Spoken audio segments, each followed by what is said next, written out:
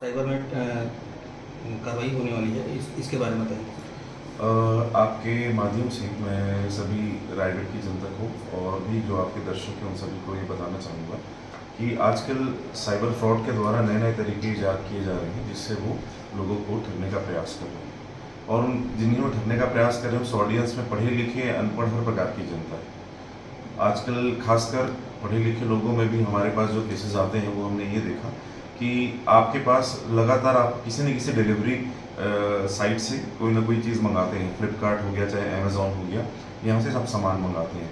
तो cyber fraud आजकल क्या करते हैं कि आपको फ़ोन लगाएंगे और आपका नंबर उनके पास रहेगा। वो आपसे बोलेंगे कि फ़ला फ़ला चीज़ आपने ऑर्डर की थी और आपको लगेगा कि वो सही व्यक्ति है। हो सकता है फ्लिपकार्ट या अमेज़ॉन या किसी एक्चुअल में सही डिलीवरी साइट का ही वो व्यक्ति है, लेकिन वो साइबर फ्रॉड है। उसके बाद वो आपको चाहेंगे कि आपको बोलेंगे कि आप *21#, उसके बाद अपना नंबर दबाइए। इससे होगा ये कि साइबर फ्रॉड आपको ठग के आपकी कॉल फॉरवर्डिंग अपने नंबर पे कर ले रहे हैं। तो ऐसे बहुत सारे हमारे पास केसेस आ गए हैं, तो कृपया इससे बचें।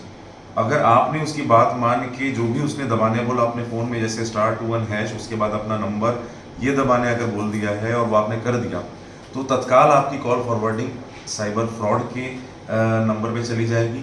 आपके सभी कॉल, सभी मैसेजेस, आपके व्हाट्सएप कंप्लीट उसके द्वारा जो है हैक कर लिया जाएगा। वो तत्काल आपकी चाहेगा कि आपकी जितने सोशल मीडिया हैंडल हैं, आपके ईमेल हैं, ओटीपी मंगाकर सभी को हैक करने का प्रयास करेगा। और इसमें जितना आप देरी करते जाएंगे उतना वो आपकी इन्फॉर्मेशन, आपके लोगों से पैसे की डिमांड करते जाएगा। तो ये एक तरह का फ्रॉड निकल के आया है। तो हम सभी जनता से अपील करते हैं कि इससे सतर्क रहिए। आप सभी को ये पता होना चाहिए कि अगर आपका कोई डिलीवरी बॉय आया है तो उसे पहले अपने सामने बुलाइए, देखिए। और आपके फ़ोन में जो ओटीपी, अगर ऑलरेडी ओटीपी सिस्टम है तो उसको अपने सामने देखिए, जब सामान रखा है तब बात कीजिए। दूसरा ये कि किसी प्रकार से भी अगर कोई व्यक्ति बोल रहा है कि आप ये नंबर दबाइए, इसके बाद ही आपको डिलीवर हो पाएगा, तो आप वो मत दबाइए, क्योंकि इससे आपका पूरा का पूरा अकाउंट खतरे में पड़ता है।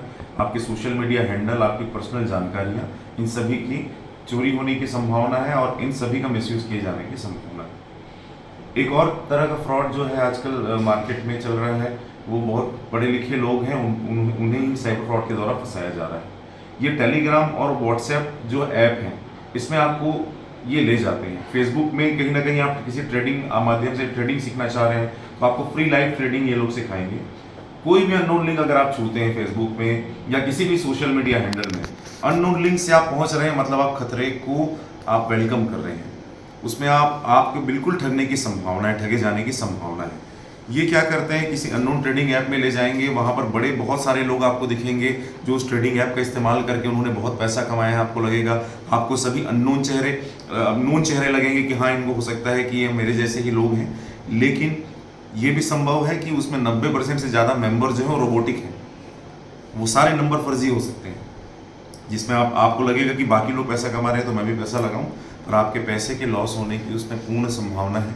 तो किसी भी अननोन ट्रेडिंग ऐप से, किसी भी व्हाट्सएप नंबर, जो व्हाट्सएप ग्रुप बन गया है जो आप जिसके बारे में आप नहीं जानते हैं, किसी भी ऐसे टेलीग्राम ऐप में अगर आप चले गए हैं, जब भी पैसे देने की बारी हो, किसी भी अननोन अकाउंट में पैसा ना दें।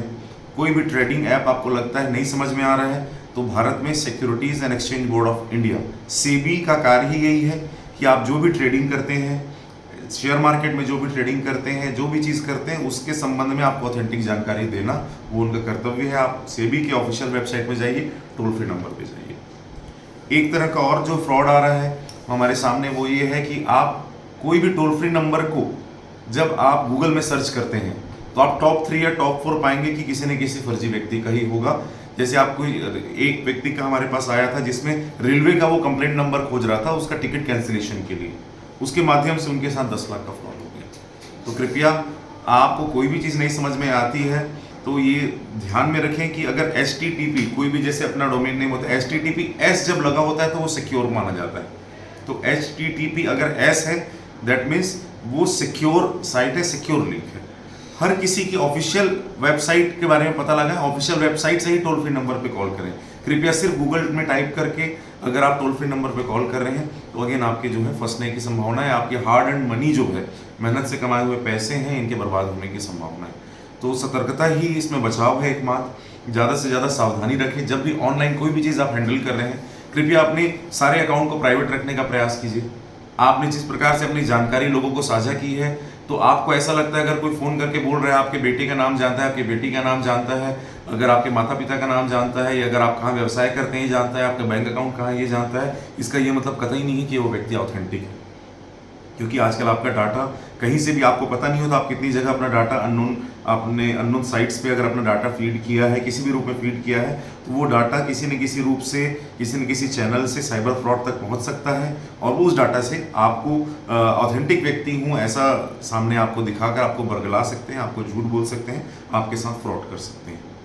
इसे रोकने के लिए साइबर सप्ताह भी मनाया जाएगा? बिल्कुल, अब साइबर सेल का हमारे आदरणीय एसपी श्री दिव्यांग पटेल सर के मार्गदर्शन में लगातार हम अब इसमें नेक्स्ट वीक ही स्टार्ट करने वाले हैं, जिसमें अलग अलग जगह पर जाकर, और न सिर्फ साइबर वीक में सिर्फ साइबर और पुलिस के लोग रहेंगे, बल्कि आम जन में भी और अदर डिपार्टमेंट से भी लोगों को, जिनका आम जनता तक जिनकी पहुंच है, चाहे वो आंगनबाड़ी कार्यकर्ता हैं, चाहे पंचायत सचिव हैं, और पंचायत लेवल पे भी, ग्रामीण लेवल पे भी, हम सभी लेवल पे, शहर और ग्रामीण दोनों लेवल पे प्रयास करेंगे कि ज़्यादा से ज़्यादा लोगों तक पहुंच सकें। क्योंकि हमें ये पता है कि साइबर क्रिमिनल से अगर हम जागरूक रहेंगे, ये जागरूकता ही एकमात्र हमारे पास बचाव है। Thank you.